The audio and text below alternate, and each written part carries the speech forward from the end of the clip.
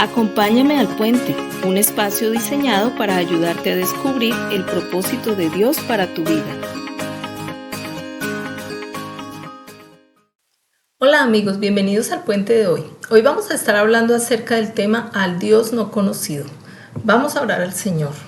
Padre, bendecimos tu nombre y te pedimos que nos ayudes a comprender tu palabra en esta charla, Señor. Gracias por tu amor y tu bondad en Cristo Jesús. Amén. Bueno, vamos a mirar la palabra en el libro de 2 de Timoteo, capítulo 4, versículo 3. Dice la palabra del Señor: porque va a llegar el tiempo en que la gente no soportará la sana enseñanza. Más bien, según sus propios caprichos, se buscarán un montón de maestros que solo les enseñen lo que ellos quieren oír. Darán la espalda a la verdad y harán caso a toda clase de cuentos. Amigo, la palabra del Señor enseña acá en 2 de Timoteo una advertencia que Pablo le hace a su discípulo y le está diciendo que va a llegar un momento, o iría a llegar un momento, una generación donde las personas queriendo más conocimiento, queriendo comprender las cosas, buscarían satisfacer sus propios caprichos con esas enseñanzas y querrían aprender más, pero solamente no tanto para cambiar, tal vez, algunos sí, de pronto otros no, pero más por el deseo de querer aprender algo nuevo.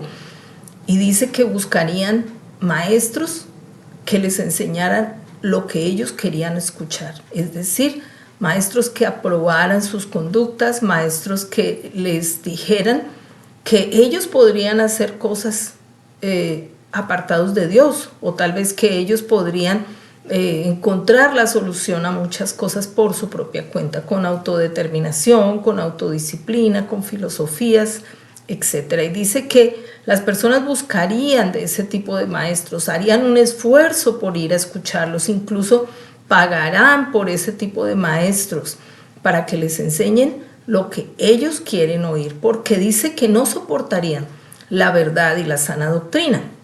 Y vamos a mirar la historia aquí en el libro de Hechos de los Apóstoles y cómo Pablo llegó a esa conclusión.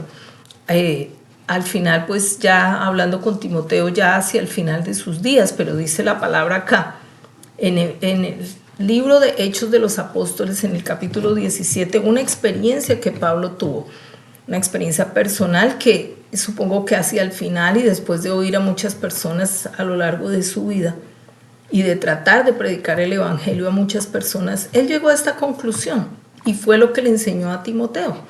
Entonces, esta es una de las historias, de las experiencias que vivió Pablo, y la vivió en Atenas.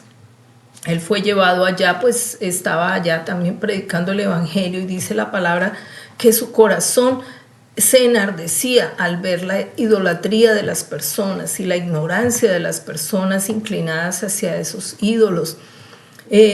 Y dice también que las personas que estaban ahí, cuando vieron a Pablo predicando el evangelio, hablando de Jesucristo, hablando de la redención, hablando de la resurrección de Jesús de entre los muertos, hablando de la posibilidad que tenemos de ser perdonados a través de Jesús y de su sacrificio, las personas que estaban ahí en Atenas, que eran personas que les gustaba oír doctrinas nuevas, oír filosofías, sentarse a discutir todos estos temas y a escuchar cualquier cosa nueva que apareciera, porque había una sed de conocimiento, mas no de cambio.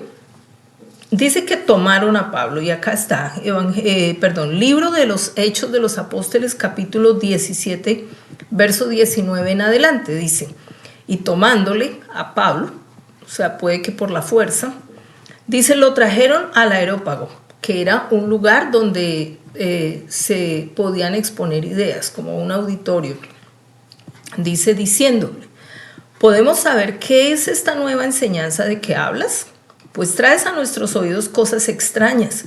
Queremos pues saber qué quiere decir esto.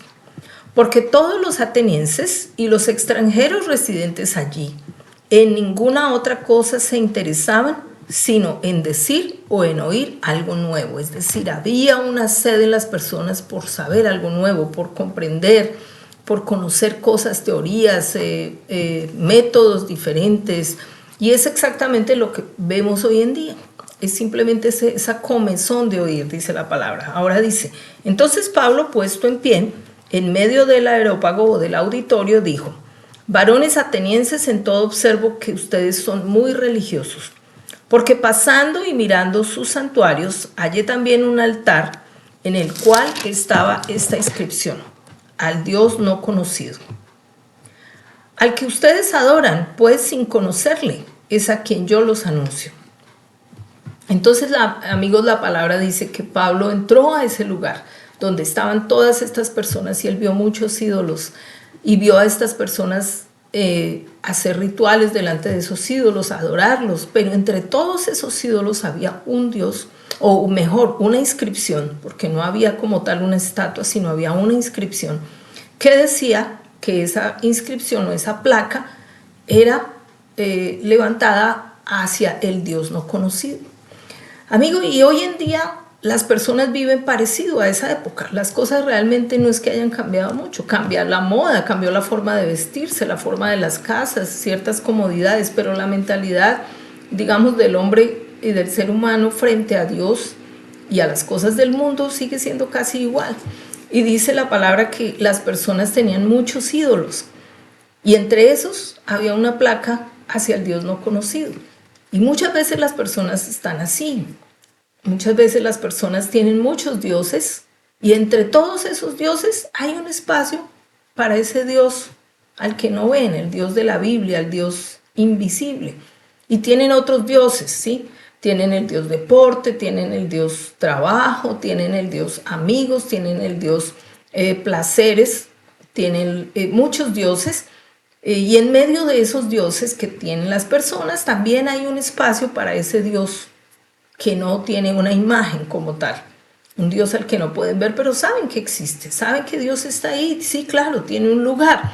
Y realmente cuando tú le preguntas a las personas si hay un espacio en tu vida para Dios, claro, yo conozco a Dios y yo sé que Dios existe, mi Diosito es el que me ayuda, Él es el que me hace, el que me lleva, el que me trae, y hablan de Dios, pero realmente, como dice acá, es un Dios no conocido, es un Dios del que han oído, un Dios que saben que existe, pero solamente tiene un pequeño espacio en su vida. No es el Dios que gobierna todas sus cosas, sino que es un Dios que tenemos ahí para cuando tenemos una dificultad.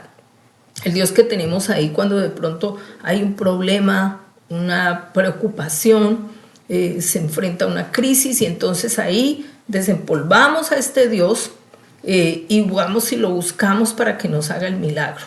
Y cuando ya ese milagro ya está resuelto, cuando ya tengo la solución, cuando ya ese Dios de bondad ha obrado a mi favor porque Él es bueno, porque Él es compasivo, entonces ya vuelvo y le pongo otra vez el telón, guardo el Dios que me sirvió por un momento y continúo con mis otros dioses, el Dios trabajo, el Dios deporte, todos los otros dioses, el Dios placeres y todos los otros dioses, el Dios dinero, etcétera, todos los dioses a los que les sirvo mientras todo está muy bien. Amigo, pero eso no es lo que Dios quiere de nosotros. Dios quiere que Él sea el único Dios en nuestro corazón, que Él ocupe ese primer lugar y que Él no esté para ti solamente cuando tú tienes una gran necesidad, cuando tú estás en problemas y entonces te acuerdas que ni el Dios deporte te puede ayudar, que ni el Dios amigos te puede ayudar, que los placeres de la carne realmente no están ayudando a resolver el problema, que los amigos no te están ayudando y que no hay nadie más, y entonces te acuerdas que existe ese Dios. Y esa no es la relación que Dios quiere tener con nosotros. Y dice Pablo acá, empieza a explicarle a estas personas quién es ese Dios que ellos tienen ahí, pero no lo conocen. Y es lo que vamos a hablar hoy. Vamos a hablar de quién es ese Dios que tal vez tú tienes ahí, pero que no conoces. Y dice la palabra acá. ¿Quién es ese Dios? Dice, lo empezó a anunciar. Verso 24, capítulo 17, verso 24. Es el Dios que hizo el mundo y todas las cosas que en él hay, siendo Señor del cielo y de la tierra, no habita en templos hechos por manos humanas, ni es honrado por manos de hombres, como si necesitara de algo, pues Él es quien da a todos vida, aliento y todas las cosas. Primera cosa, dice Pablo, Él es el Dios que creó la tierra y todo lo que en ella hay. Es decir, todo lo que tú tienes, material, tiene dueño. Tú no eres el dueño de ninguna de las cosas que hay en esta tierra. Tú administras, Él te permite administrar, pero dice acá, Él hizo el mundo y todas las cosas que en Él hay. Entonces, tal vez alguien puede decir, oh sí, yo sé eso. Yo sé que mi Diosito me da todas las cosas. Amigo, qué bien que sepas que Dios te da todas las cosas y que no es Diosito, Él es Dios, el Señor Todopoderoso, que Dios te da todas las cosas. Pero más que eso es reconocer que somos administradores de sus recursos y que vamos a tener que dar cuenta por cómo administramos esos recursos. Y el primer recurso es tu propia vida, cómo administras tu cuerpo. ¿Qué haces tú con los órganos de tu cuerpo? ¿Cómo administras esto que le pertenece a Él? No, pero es que mi cuerpo es mío y mi vida es mía y yo hago con mi vida lo que quiera. Pues amigo, qué pena decirle que está equivocado, porque su vida no es suya. Es prestada por un tiempo en esta tierra, pero realmente cuando tú partas de esta tierra, esta carne se queda en el polvo, se desintegra, tu alma vuelve al Señor, tu espíritu vuelve al Señor y tu alma pasa a dar cuentas. Y es la personalidad tuya la que verdaderamente lo que tú has construido en este tiempo en la tierra, lo que va a la presencia del Señor, a rendir cuentas de tu administración de este cuerpo y de los bienes que Él te ha dado. ¿Qué más dice acá? Dice que Él nos dio vida y aliento y todas las cosas. Y de una sangre ha hecho todo el linaje de los hombres para que habiten sobre toda la faz de la tierra y les ha prefijado el orden de los tiempos y los límites de su habitación.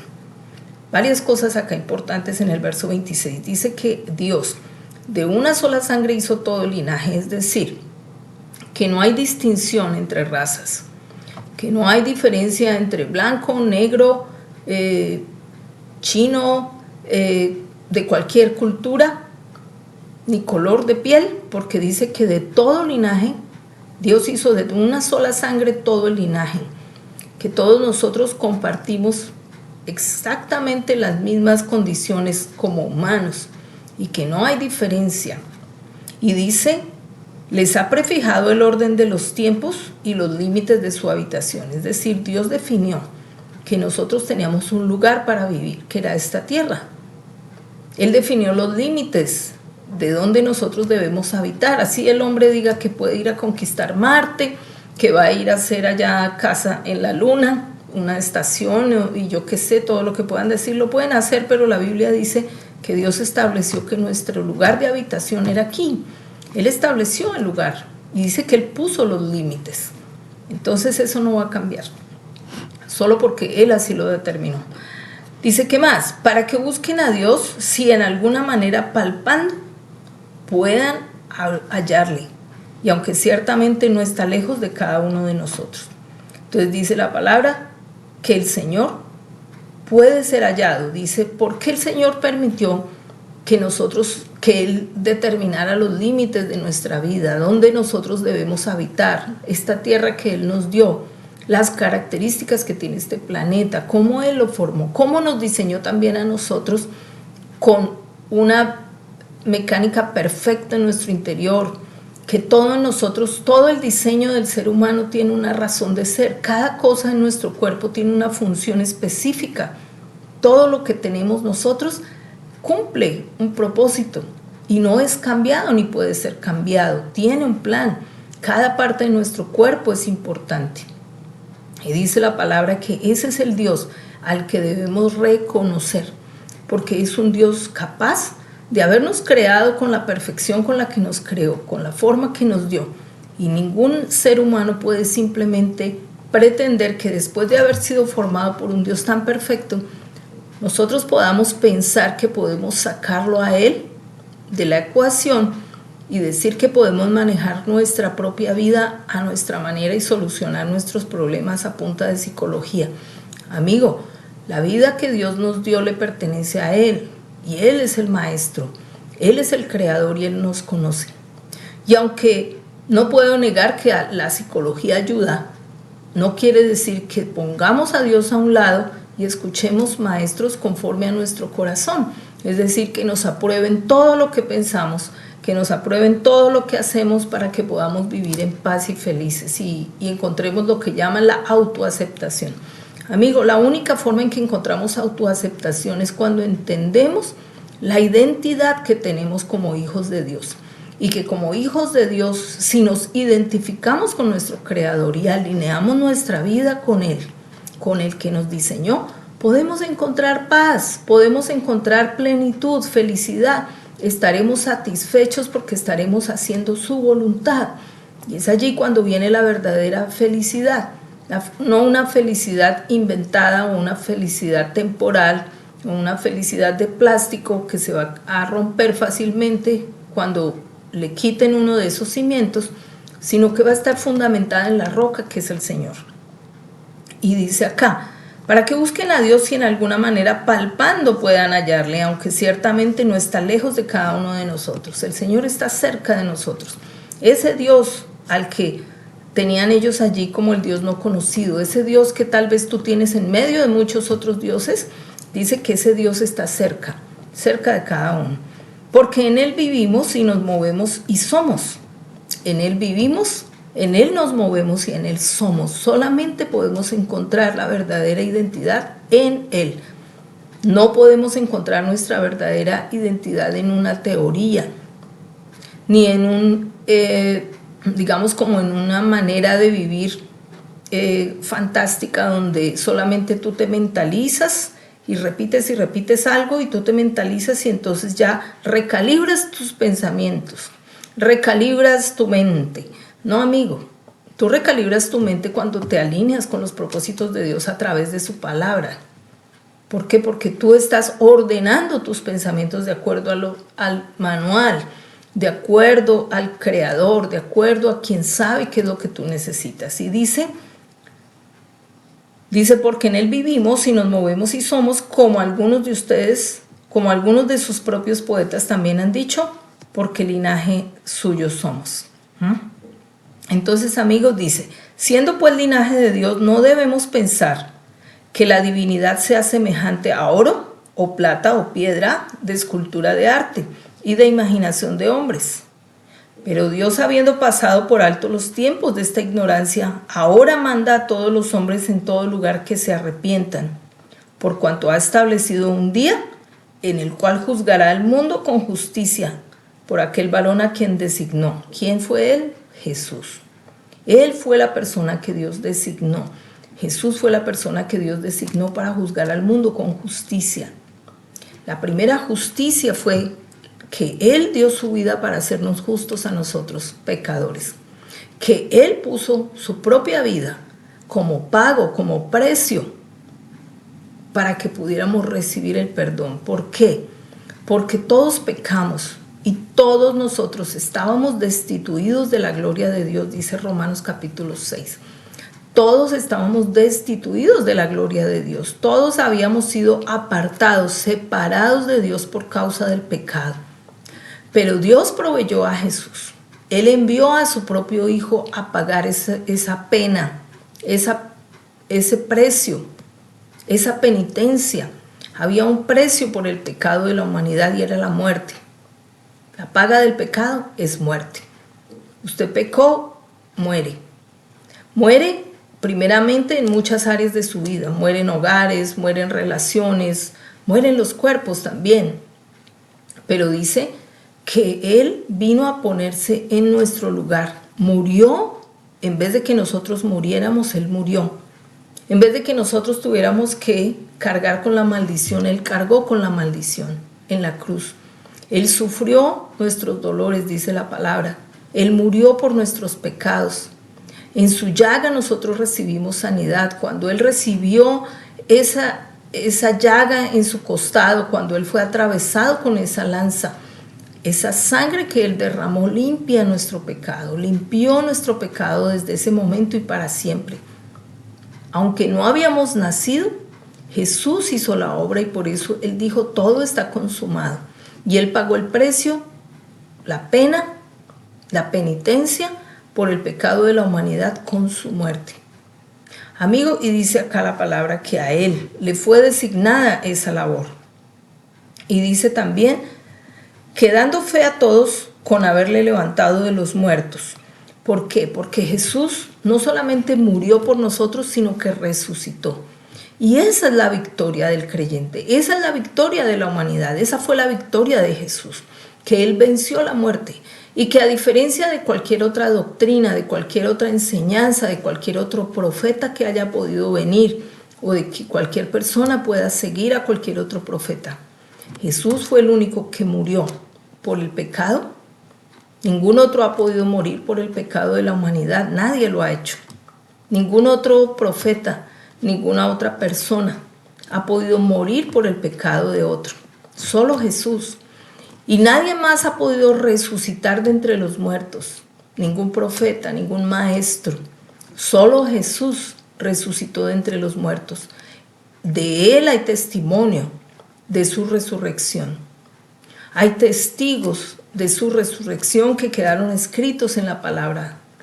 Y no fueron alucinaciones, fue una resurrección real, porque Jesús fue visto por muchas personas. Una alucinación no puede ser nunca colectiva, nunca. Y dice la palabra, y hay testimonios escritos históricamente documentados, donde muchos fueron testigos de el Jesús resucitado. Jesús está vivo, Él resucitó, está sentado a la diestra del Padre y va a juzgar a los vivos y a los muertos. Amigo, y tenemos que ser conscientes de esa verdad. Que Dios no sea para ti como los atenienses, que tenían muchos dioses y tenían al Dios no conocido, sino que Dios sea para ti, a partir de hoy, un Dios al que tú no solamente conoces de oído, sino que quieres profundizar en ese conocimiento y quieres también un cambio a través de lo que Él te enseña. Amigo, porque tú puedes encontrar cambios en tu vida y querer cambios en tu vida. Y puedes incluso alegar que has conseguido cambios extraordinarios a través de ciertas enseñanzas y ciertas doctrinas. Y sí, tal vez tú lo has hecho, pero amigo, déjame decirte que no es una doctrina la que te va a dar vida eterna cuando tú partas de este mundo. No es un maestro terrenal el que te va a ti a garantizar que al partir de este mundo tú vas a ser salvo y tú vas a vivir eternamente con Dios. Tú puedes aferrarte aquí a una doctrina humana donde tú recibes cambios y plenitud y escuchas lo que quieres oír, que tú eres perfecto, que tú eres muy bien, que todo lo que tú haces está muy bien, que a las cosas que debes corregir. Y todo eso está bien, puede ser parte de una doctrina que ayuda, como una terapia. Pero amigo, que nunca se te olvide que tú debes de conocer a Dios también y que tú debes involucrarlo a Él en tu vida y que tú debes reconocerlo a Él como el autor de tu salvación, como el autor de tu vida y que tu cambio no puede depender solo de ti. ¿Por qué? Porque tú y yo somos pecadores y somos imperfectos. Y si tus cambios están apoyados en lo que tú puedes hacer, amigo, esos cambios no tienen un fundamento sólido. Están fundamentado tu cambio sobre tu humanidad. Pero nuestro cambio, el verdadero cambio, la verdadera transformación viene por medio del Espíritu Santo, a través del nuevo nacimiento. La verdadera transformación no viene a través del esfuerzo humano, porque entonces, amigo, la venida de Jesús y su muerte en la cruz y su resurrección hubiera sido en vano. Y la vida de Jesús no fue puesta en la cruz en vano, fue con un propósito.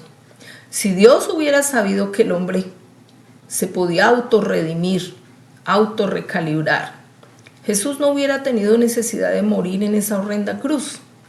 Pero amigo, el tema es que no podemos pensar que podemos salir de nuestra condición pecaminosa por nuestra propia cuenta. Tú podrás tratar de recalibrar conductas a través de teorías humanas, pero eso no te va a limpiar el pecado. Lo único que limpia el pecado es la sangre de Jesús. Y por eso hoy te animo a que conozcas al Señor, que te arrepientas de tu pecado, no que busques conductas o recalibraciones o mentalidades o maestros conforme a lo que tú quieres oír, sino que puedas reconocer que eres pecador, que puedas arrepentirte de tu pecado, que puedas reconocer que ese pecado te ha separado de Dios y que hoy Dios te extiende una oportunidad para que te acerques a Él, que puedas tener la humildad de reconocer que necesitas de Dios, que necesitas aceptar un Salvador, que necesitas el fundamento de la palabra para poder cambiar tus pensamientos, pero no solamente para eso, sino para poder tener la redención en el día después de tu muerte. Amigo, te animo para que hagas conmigo esta oración si quieres aceptar al Señor en tu corazón. Padre, hoy entrego mi corazón, me arrepiento de mi pecado. Te pido que me ayudes, que me sanes, que me limpies, que me llenes de tu espíritu. Guíame a tu verdad, que pueda, Señor, mi corazón ser lo suficientemente humilde para reconocer que soy pecador y que te necesito. Perdóname cuando he querido solucionar por mi propia cuenta las consecuencias de mi pecado, de mi arrogancia, Señor. Te pido que me perdones cuando he pretendido sanar mi corazón con mi propio esfuerzo, cuando tú moriste en la cruz para hacer todo eso por mí. Señor, perdona mi autosuficiencia. Te pido que me ayudes a entender tu palabra. Límpiame y líbrame, Padre, en Cristo Jesús. Amén. Bueno, amigos, los dejo hasta ahí. Nos vemos la próxima semana. Un abrazo, los bendigo. Chao. Acompáñame al Puente, un espacio diseñado para ayudarte a descubrir el propósito de Dios para tu vida.